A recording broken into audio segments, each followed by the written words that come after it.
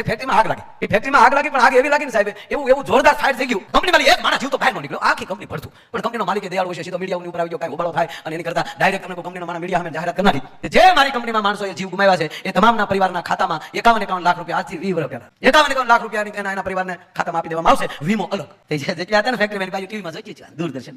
એ કે બેટા અહીંયા આવી તો તારા બાપા જે ફેક્ટરીમાં જતા એ જ ફેક્ટરી બળી ગઈ. દીકરો કે હા હા ભાઈ, તે ભગવાન હિસાબ એવું થાય. બેટા તારા બાપાનો ફોટો ગોત, દીકરા ફોટો ગોત, સાપામ દેવો જો હે ને આપણે. અને વેગળ ભગવાનની મરજી વગર કાંઈ ન થાય, વાળનો વાકો થાય, પણ ભગવાનનો આપણે બીજું તો શું કરી 51 લાખ. મારી દીકરો વાત કરતા દરવાજા ટકોરા થયા.